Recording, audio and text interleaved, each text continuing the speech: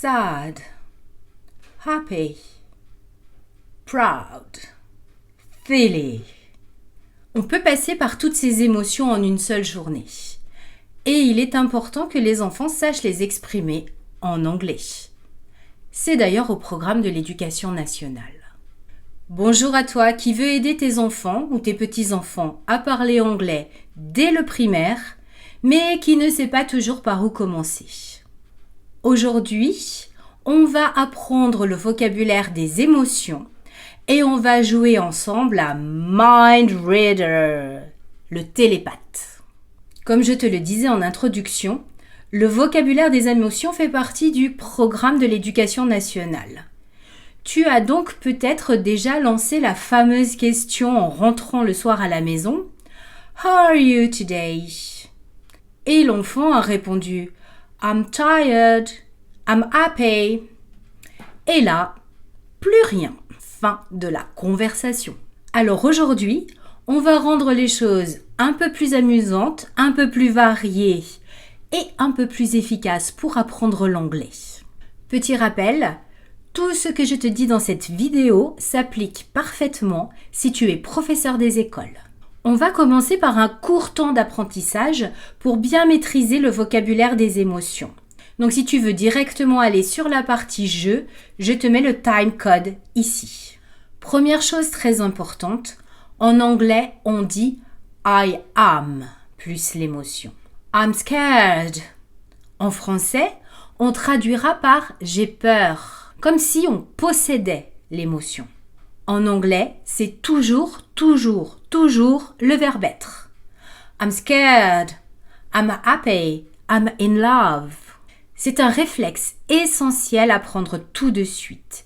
Si tu utilises le verbe to have au lieu du verbe to be, eh bien ça risque de fossiliser dans le cerveau des enfants et ce sera ensuite très difficile à corriger.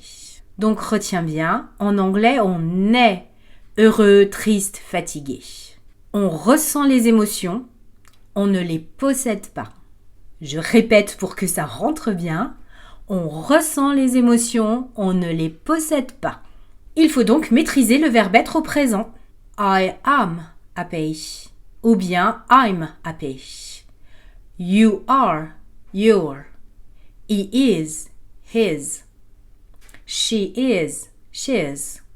We are, we're. They are, they're. Et la forme interrogative.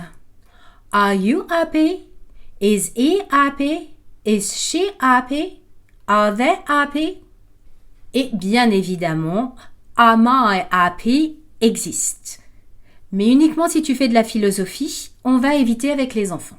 Passons maintenant à nos 12 émotions vedettes, celles qu'on retrouve dans la plupart des flashcards pour les enfants. Tu trouveras un lien pour télécharger celles que j'ai préparées pour toi dans la description. Elles sont à télécharger gratuitement directement sur mon site internet. Pour commencer la mémorisation, montre une carte aux enfants et demande-leur « How is he? How is he? » Tu vas ensuite faire des prépositions en mimant. Et n'hésite pas à exagérer. Encore une fois, on incarne l'émotion pour bien la faire comprendre. On est en séance d'apprentissage, pas en train d'auditionner pour le prochain film des Frères Dardenne. Donc, is he silly? No, it isn't. Is he sad? No, it isn't. Is he proud? Yes, it is. Ces répétitions sont importantes, même si tu utilises d'autres émotions que celles de l'image. Parce qu'en fait, plus on est confronté souvent à un mot, plus on a de chances de le retenir. Dans un deuxième temps, tu laisseras les enfants répondre directement à la question. How is he? Il faudra qu'ils aillent chercher le bon mot, le bon vocabulaire dans leur mémoire. Et tu utiliseras les prompts uniquement s'ils sont en difficulté. On va quand même pas les laisser en échec. Une fois les émotions bien acquises, on peut passer au jeu, le Mind Reader. On est encore une fois sur un jeu extrêmement simple. Tu choisis une émotion et tu la mimes. Et oui, encore du mime. Et les enfants doivent deviner de quelle émotion il s'agit. Après avoir, toi, mimé quelques émotions, eh bien, ce seront les enfants qui mimeront à tour de rôle. Ce qui est bien, c'est d'avoir un petit rituel de questions-réponses.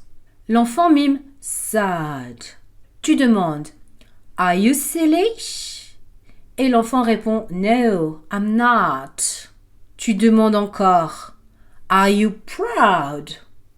Et l'enfant répond « No, I'm not ». Et finalement, tu vas trouver la bonne réponse « Are you sad ?» « Yes, I am ». Avec les plus jeunes, fais semblant de te tromper exprès.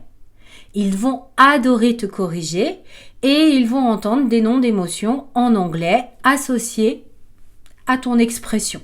Donc en fait, ils sont en train d'apprendre et de s'amuser à te corriger au passage. Comme s'ils parlaient beaucoup mieux anglais que toi. C'est donc un jeu tout simple, sans aucun matériel, que je te propose pour apprendre ce vocabulaire si important. Et à part le verbe être, tu n'as pas besoin de maîtriser grand-chose en grammaire anglaise. Néanmoins, si tu souhaites te mettre à niveau, sache que je vais très bientôt ouvrir un nouvel atelier de mise à niveau. 8 règles de grammaire sur 8 semaines consécutives avec 8 participants maximum. Toutes les informations sont dans la description. Mais pour l'instant, pas d'excuses, tu es prêt pour aller jouer les télépathes. Have fun and see you next week.